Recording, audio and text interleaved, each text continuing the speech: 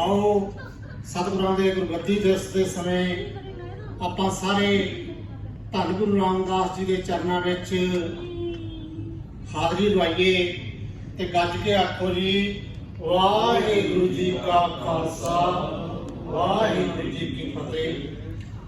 साध संगत जी, सब तो पहले आपां सारे रल के अरदास करनी है कि अज के लंगरां की सेवा परमजीत सिंह जी शाही ਅਤੇ बीबी सरबजीत कौर शाही, बीबी दविंदर कौर जी, बेटा बलकरण सिंह जी, परिवार स्वर्गवासी सरदार गुरमीत सिंह, सारे रल के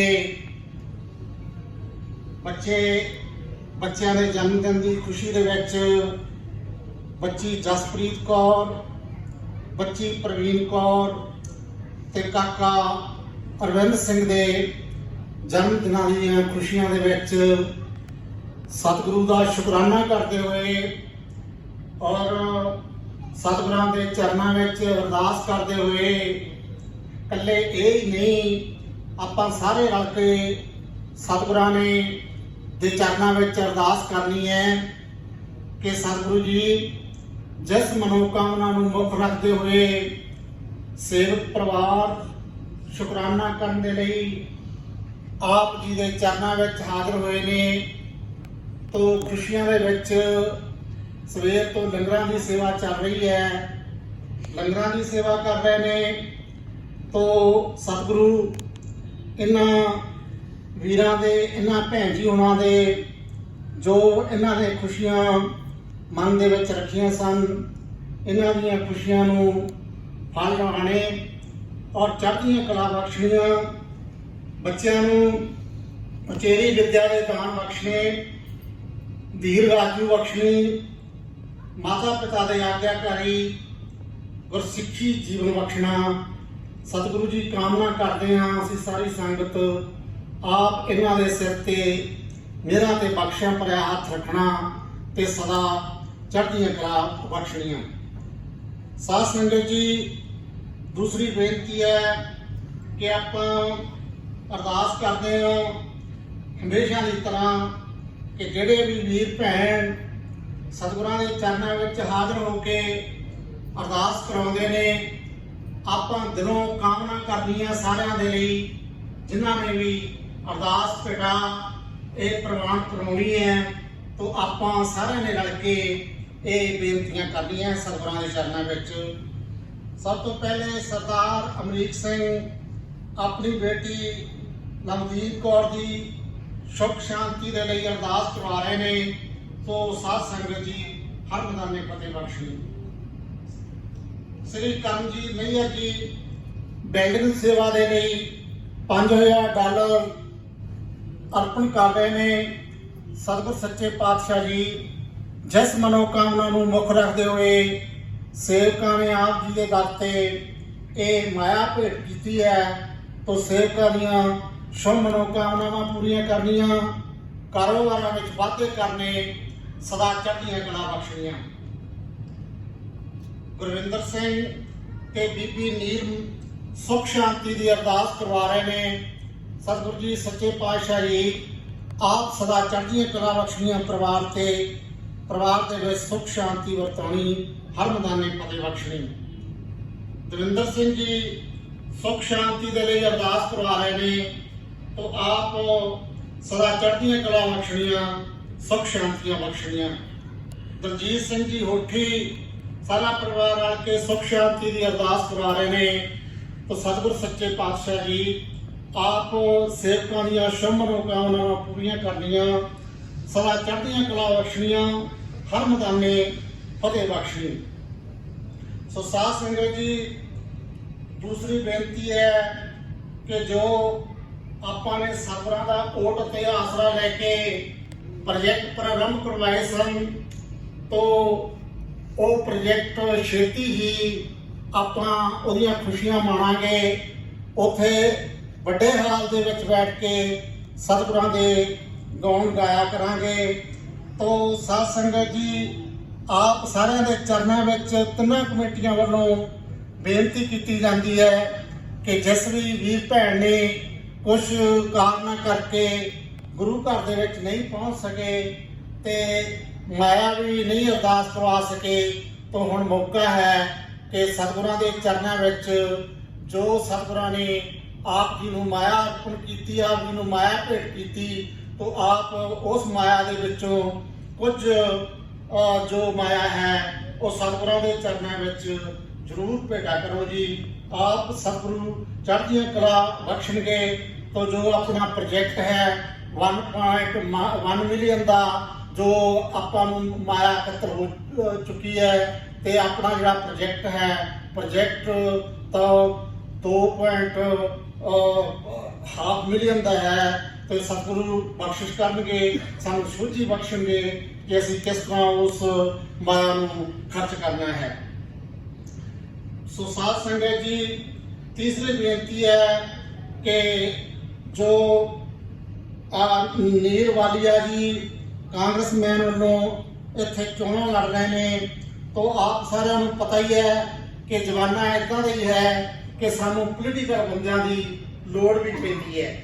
ਤਾਂ ਸਾਨੂੰ ਇਸੇ ਸੰਬੰਧ ਦੇ ਵਿੱਚ ਮਾਨਕ ਸਾਹਿਬ ਨੇ ਦੱਸਿਆ ਸੀ ਕਿ ਅੱਜ ਉਹਨਾਂ ਦਾ ਜੋ ਆਪਾਂ ਉਹਨਾਂ ਦੇ ਲਈ ਮਾਇਆ ਇਕੱਤਰ ਕਰਨੀ ਹੈ, ਤਾਂ 120 ਤੇ ਚੈਂਬਰ ਤੇ 3 ਤੋਂ 5 ਜੋ 15,401 ਈਸਟ 120th ਐਵਨਿਊ ਬ੍ਰਾਈਟਨ ਤੇ ਆਪਾਂ ਨੂੰ ਉੱਥੇ ਇਕੱਤਰ ਹੋਣ ਲਈ ਸੱਦਾ ਭੇਜਿਆ।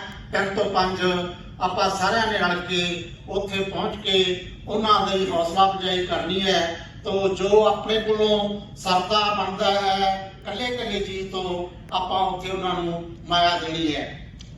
ਸਾਧ ਸੰਗਤ ਜੀ, ਦੂਸਰੀ ਬੇਨਤੀ ਹੈ ਕਿ ਜੋ ਸੁਖਮਨੀ ਸਾਹਿਬ ਦੇ ਗੁਟਕੇ ਸੰਗਤਾਂ ਨੇ ਹੁਕਮ ਕੀਤਾ ਸੀ, ਝਾੜਾ ਸਾਹਿਬ ਨੇ ਵੀ ਜ਼ਿੰਮੇਵਾਰੀ ਲਈ ਸੀ, ਤਾਂ ਉਹਦੇ ਸੰਬੰਧ ਦੇ ਵਿੱਚ ਬੀਬੀਆਂ ਨਾਲ ਵੀ ਅੱਜ ਗੱਲਬਾਤ ਹੋਈ ਹੈ ਕਿ ਜੇ ਸੁਖਮਨੀ ਸਾਹਿਬ ਦੇ ਗੁਟਕੇ ਆਪਾਂ ਮੰਗਾਉਣੇ ਆ ਤੇ ਜਿਸ ਤਰ੍ਹਾਂ ਪਹਿਲਾਂ ਸਟੀਕ ਆਈ ਸੀ ਉਹਦੇ ਆਧਾਰ ਤੇ ਸੁਖਮਨੀ ਸਾਹਿਬ ਦੇ ਗੁਟਕੇ ਬਣੇ ਨੇ। ਉਹ ਭਾਈ ਜੋ ਤਲਵਾੜਾ ਸਾਹਿਬ ਸੀ ਉਹਨਾਂ ਦੇ ਕਿਸੇ ਗੁਰ ਭਾਈ ਦੇ ਨਾਲ ਬਣਾਏ ਆ, ਤਾਂ ਉਹ ਗੁਟਕੇ ਆਪਾਂ ਗੁਟਕਿਆਂ ਦੀ ਥਾਂ ਸਟੀਕ ਹੀ ਮੰਗਵਾ ਲਈਏ ਤਾਂ ਅੱਛਾ ਹੋਵੇਗਾ। ਉਹ ਮੈਂ ਦੋ ਬੀਬੀਆਂ ਨਾਲ ਬੀਬੀਆਂ ਨਾਲ ਵੀ ਗੱਲ ਕੀਤੀ ਸੀ ਔਰ ਵੀਰ ਗੁਰਵੇਸ਼ ਸਿੰਘ ਨਾਲ ਵੀ ਗੱਲ ਕੀਤੀ ਸੀ। ਇਹਨਾਂ ਨੂੰ ਦਿਖਾਇਆ ਸੀ ਕਿ ਇਸ ਟਾਈਪ ਦੇ ਗੁਟਕੇ ਨੇ, ਤਾਂ ਇਹਨਾਂ ਨੇ ਉਹਦੀ ਇਹਨਾਂ ਨੇ ਹਾਂ ਕਰ ਦਿੱਤੀ ਤੇ ਆਪਾਂ ਉਹ ਅੱਜ ਸ਼ਾਇਦ ਆਰਡਰ ਕਰ ਦਈਏ ਤੇ ਛੇਤੀ ਆਪਣੇ ਕੋਲੇ ਪਹੁੰਚ ਜਾਣਗੇ। ਸਾਧ ਸੰਗਤ ਜੀ, ਦੂਸਰੀ ਬੇਨਤੀ ਹੈ ਕਿ ਆਪ ਸਾਰਿਆਂ ਨੂੰ ਪਤਾ ਆਪਾਂ ਨੂੰ ਕਿ ਜੋ ਗੁਰੂ ਘਰ ਹੁੰਦੇ ਨੇ, ਗੁਰੂ ਘਰ ਦੇ ਵਿੱਚ ਇਹ ਇਕੱਲਾ ਅਸੀਂ ਮੱਥਾ ਟੇਕ ਕੇ ਜਾਂ ਲੰਗਰ ਪਾਣੀ ਛਕ ਕੇ ਕੜਾਹ ਪ੍ਰਸ਼ਾਦ ਦੀਆਂ ਦੇਗਾਂ ਪ੍ਰਾਪਤ ਕਰਕੇ ਅਸੀਂ ਨਹੀਂ ਚਲੇ ਜਾਣਾ। ਇਹ ਇੱਕ ਸਕੂਲ ਵੀ ਹੈ। ਸਾਧ ਸੰਗਤ ਜੀ, ਕਈ ਘਟਨਾਵਾਂ ਐਸੀਆਂ ਹੁੰਦੀਆਂ ਨੇ ਜਿਨ੍ਹਾਂ ਤੋਂ ਸਾਨੂੰ ਬੜੀ ਤਗੜੀ ਸਿੱਖਿਆ ਮਿਲਦੀ ਹੈ, ਚਾਹੇ ਉਹ ਸਮਾਜਿਕ ਹੋਣ, ਚਾਹੇ ਉਹ ਧਾਰਮਿਕ ਹੋਣ, ਭਾਵੇਂ ਜੰਗ ਯੁੱਧ ਵੀ ਹੋਵੇ, ਸਾਨੂੰ ਉਹਦੇ ਵਿੱਚੋਂ ਵੀ ਬਹੁਤ ਸਿੱਖਿਆ ਪ੍ਰਾਪਤ ਹੁੰਦੀ ਹੈ। ਪਿਛਲੇ ਦਿਨੀ ਤਕਰੀਬਨ 3-4 ਮੀਟਾਂ ਹੋਈਆਂ ਨੇ।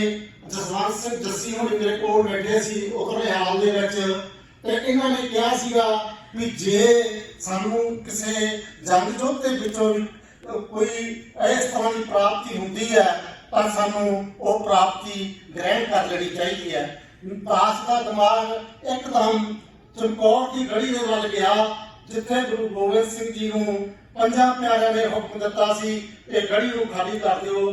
ਤਾਂ ਉਸ ਵਕਤ ਪਿਆਰੇ ਭਾਈ ਦਇਆ ਸਿੰਘ ਨੇ ਸਤਿਗੁਰਾਂ ਨੂੰ ਜਦੋਂ ਸਤਿਗੁਰ ਜਾਣ ਲੱਗੇ ਸਨ, ਪਿਆਰੇ ਦਇਆ ਸਿੰਘ ਨੇ ਕਿਹਾ ਸੀ ਕਿ ਸਤਿਗੁਰੂ ਜੀ ਤੁਸੀਂ ਬਾਹਰ ਜਾ ਰਹੇ ਹੋ ਤੇ ਉੱਥੇ ਬਾਹਰ ਬਹੁਤ ਠੰਡ ਹੈ, ਨਾਲ ਹੀ ਬੜੀ ਦਿੱਕਤ ਪੇਸ਼ ਆਉਣੀ ਹੈ, ਤੁਸੀਂ ਆ ਜੋੜਾ ਆਪਣਾ ਪਹਿਨ ਲਓ। ਲੇਕਿਨ ਸਤਿਗੁਰਾਂ ਨੇ ਇਨਕਾਰ ਕਰ ਦਿੱਤਾ ਸੀ ਕਿ ਭਾਈ ਦਇਆ ਸਿੰਘ ਜੀ, ਜੇ ਮੈਂ ਜੋੜਾ ਪਾ ਕੇ ਗਿਆ ਤਾਂ ਜਿਹੜੇ ਬਾਹਰ ਸ਼ਹੀਦ ਹੋਏ ਬੈਠੇ ਪੈ ਸਿੰਘ ਨੇ ਉਹਨਾਂ ਦੇ ਕੇਸਾਂ ਨੂੰ ਮੇਰਾ ਇਹ ਜੋੜਾ ਲੱਗੂਗਾ। ਤਾਂ ਸਾਧ ਸੰਗਤ ਜੀ, ਮੈਂ ਜ਼ਿਆਦਾ ਨਾ ਲੰਬੀ ਗੱਲ ਕਰਾਂ, ਉਹ ਕੇਸਾਂ ਦਾ ਜੋ ਹੈ ਸੀ ਵੀ ਜੋੜਾ ਮੇਰੇ ਲੱਭੂ ਸਾਨੂੰ ਤੋਂ ਸਿੱਖਿਆ ਮਿਲਦੀ ਹੈ ਇਹ ਪੰਜਾਂ ਪਿਆਰਿਆਂ ਦਾ ਹੁਕਮ ਔਰ ਨਾਲ ਹੀ ਸਾਨੂੰ ਇਹ ਵੀ ਸਿੱਖਿਆ ਮਿਲਦੀ ਹੈ ਕਿ ਸਤਿਗੁਰਾਂ ਨੇ ਕੇਸਾਂ ਦਾ ਕਿੰਨਾ ਸਤਿਕਾਰ ਕੀਤਾ। तो साध संगत जी कुछ घटनावां इहिजियां हन जिन्हां तो सानू सिक्ख्या मिलती है। मैं एक अखी देखी घटना अपने आप जी के संगतां दे नाल साझी कर रहा जो आप ही तुसीं समझ जाना भी सतगुरां ने सानू की कहा कि सानू श्री अकाल तख्त साहब ते भावें जथेदार होण भावें कोई भी जथेदार होवे जे उन्हां नूं कौम ने उन्हां नूं उत्थे सेवा दे लई मुकर्रर कीता तां सानू जथेदार मनना ही पएगा। तो मैं गल करदा जथेदार ज्ञानी कृपाल सिंह जो वो घटना उस समय की है सन तकरीबन 81-82 जो उस वक्त अकाल तख्त साहब के जथेदार भी सन। ये सानू इहदे विचों मिलना की है सिक्ख्या की मिलनी है असीं ये ग्रहण करनी है। तो उस वक्त नाल दरबार साहब के हैड ग्रंथी भी सन और दोने उन्होंने कोल सन। तो साथ संगत जी मैं बेनती करा कि दास जी बतौरे ग्रंथी ड्यूटी लगी सी झंडा पूंगा जिथे दो निशान साहब लगे कलशी गांधी याद बनी है। मैं उत्थे सा ते दो ग्रंथी सिंह आए ते असीं गल्लां करन लगे। गल्लां करदियां एक रागी जो गुरचरण सिंह सिंधी सी वो भी अपनी ड्यूटी करके बाहर आया। बाहर आउण ते वो दोने ग्रंथी मैनूं नवासी मैनूं पता नहीं सी वो बाहर उहदे आउण ते वो दोने ग्रंथी हस पे। जदों हस पे तां ज्ञानी कृपाल सिंह इमीडिएटली कुदरती तौर पर मेन टाइम वो अकाल तख्त साहब दी पौड़ियां उतर रहे सन। पौड़ियां उतरदियां उन्होंने सानूं वेख लिया। उन्होंने वेख के असीं फतेह बुलाई। वो जिहड़ा दफ्तर है दरबार साहब जिथे बड़ा घड़ियाल लगा हुंदा उहदे नाल ही जिथे खंड पाठ बुक हुंदे आ वो उत्थे दफ्तर है। उहदे पिछले पासे भी एक बड़ा बड़ा कमरा है वो उत्थे दफ्तर है हैड ग्रंथी दा। साध संगत जी जदों उत्थे चले गए सेवादार नूं साडे वल भेजिया कि उन्हां नूं लिआओ सद के। असीं चले गए जाके उन्होंने नाल ही वो गुरचरण सिंह सिंधी रागी जो सी वो भी साडे नाल सी। जदों गए जाके सानूं पुछगिछ कीती भी तुसीं प्रकरणां दे विच खड़ के हसदे क्यों सन। तो एक सिंह ने जवाब दिता कि असीं जी गुरचरण सिंह सिंधी वाल देख के हसे हां। ते उन्होंने कहा भी एक ही गल हुई गुरचरण सिंह सिंधी वाल देख के क्यों हसे। उन्होंने मतलब एक जिहड़ी आसा दी वार दे विच आउंदी है क्योंकि आसा दी वार वो लाउंदा सी ਉਹ ਤੁਕ ਨੂੰ ਉਲਟ ਮੁਲਟ ਕੇ ਉਹ ਮਰੋੜ ਕੇ ਪੇਸ਼ ਕਰਦਾ ਸੀਗਾ। ਪੇਸ਼ ਕਰਕੇ ਉਹਦਾ ਅਰਥ ਬਹੁਤ ਭੈੜਾ ਨਿਕਲਦਾ ਸੀਗਾ ਜਿਸ ਕਰਕੇ ਆਪਾਂ ਇੱਥੋਂ ਸਟੇਜ ਤੋਂ ਨਹੀਂ ਬੋਲ ਸਕਦੇ। ਜੇ ਕਿਸੇ ਨੇ ਤਸੱਲੀ ਕਰਾਉਣੀ ਹੋਈ ਤਾਂ ਆਪਾਂ ਬਾਹਰ ਹੋਵਾਂਗੇ ਤੇ ਉੱਥੇ ਉਹ ਪੁੱਛ ਲੈਣ ਵੀ ਕੀ ਉਹਦਾ ਅਰਥ ਸੀ ਤੇ ਕੀ ਉਹਨੇ ਤੁਕ ਬੋਲੀ ਸੀ। ਸਾਧ ਸੰਗਤ ਜੀ ਜਦੋਂ ਸਿੰਧੀ ਸਾਹਿਬ ਤੋਂ ਪੁੱਛਿਆ ਕਿਉਂ ਭਈ ਤੂੰ ਇਦਾਂ ਹੀ ਬੋਲਦਾ ਉਹ ਕਹਿੰਦਾ ਜੀ ਇਹ ਤਾਂ ਮੇਰੀ ਬੋਲੀ ਹੈ। वो कहना गल सुन ज्ञानी कृपाल सिंह कहते भी गल सुन भी ये बोली तू अपने घरे रख असीं तेरी बोली मगर लगिए तो गुरु ग्रंथ साहब की बोली मगर लगिए। इसलिए तू ये अपनी बोली अगे तो नहीं बोलनी असीं तां गुरु ग्रंथ साहब की बोली बोलनी है। सानूं बहुत हदायतां इस तरह दीयां कीतियां कि अपनी बोली कोई नहीं बोल सकता। किसी नूं भी ये आग्या नहीं कि वो अपनी बोली बोल के जिहदे अर्थ गलत निकलते होण वो संगतां नूं कन्विंस करे। तो ये दास की बेनती है कि सानूं इन्हां घटनावां तो बहुत कुछ मिलता है। कोई भी घटना होवे चाहे समाज को होवे धार्मिक होवे जंग जोधारी होवे तो इस करके दास जी हथ जोड़ के बेनती है कि सानूं जदों किते असीं ये गल सुणदे हैं ਉਹ ਬੋਲੀ ਆਪਣੀ ਬੋਲ ਕੇ ਕੋਈ ਇਸ ਗੁਰਬਾਣੀ ਦੀਆਂ ਤੁਕਾਂ ਨੂੰ ਮਰੋੜ ਕੇ ਪੇਸ਼ ਕਰੇ ਤੇ ਅਸੀਂ ਉਹਨਾਂ ਨੂੰ ਹੱਥ ਜੋੜ ਕੇ ਬੇਨਤੀ ਕਰਿਆ ਕਰੋ ਭਾਈ ਸਾਹਿਬ ਇਹ ਤੁਕ ਦਾ ਅਰਥ ਗਲਤ ਬਣਦਾ ਇਹ ਗਲਤ ਅਰਥ ਨਹੀਂ ਅਸੀਂ ਸੁਣਨੇ ਅਸੀਂ ਗੁਰੂ ਗ੍ਰੰਥ ਸਾਹਿਬ ਦੇ ਮਗਰ ਲੱਗਣਾ ਅਸੀਂ ਗੁਰੂ ਗ੍ਰੰਥ ਸਾਹਿਬ ਦੀ ਬੋਲੀ ਬੋਲਣੀ ਹੈ। ਤੇਰੀ ਬੋਲੀ ਤੂੰ ਆਪਣੀ ਬੋਲੀ ਤੈਨੂੰ ਮੁਬਾਰਕ ਤੂੰ ਆਪਣੀ ਬੋਲੀ ਆਪਣੇ ਘਰੇ ਰੱਖ। तो साथ संगत जी ये बेनतियां सन अगों जो प्रबंध कमेटी वाले तिना प्रबंध कमेटी वाले मेरा ने हुक्म किया तो दास का तुहाडा एक पीए आ ਤੇ ਸੰਗਤ ਦੀ ਗੱਲ ਕਮੇਟੀਆਂ ਕੋਲੇ ਰੱਖਣੀ ਹੈ, ਕਮੇਟੀਆਂ ਦੀ ਗੱਲ ਸੰਗਤ ਕੋਲੇ ਰੱਖਣੀ ਹੈ। ਜੋ ਹੁਕਮ ਹੁੰਦਾ ਦਾਸ ਉਸ ਨੂੰ ਮੰਨ ਕੇ ਉਹ ਤੁਹਾਡੇ ਥਰੂ ਕਮੇਟੀ ਕੋਲ ਪਹੁੰਚਾ ਦੇਣੀ ਹੈ, ਕਮੇਟੀ ਦੀ ਤੁਹਾਡੇ ਕੋਲ ਪਹੁੰਚਾ ਦੇਣੀ ਹੈ। ਇੰਨਾ ਕੁਛ ਕਹਿੰਦਾ ਹੋਇਆ ਖਿਮਾ ਦਾ ਜਾਖਾਂ। ਸੋ ਸਾਰੇ ਬੋਲੋ ਵਾਹਿਗੁਰੂ ਜੀ ਕਾ ਖਾਲਸਾ, ਵਾਹਿਗੁਰੂ ਜੀ ਕੀ ਫਤਿਹ।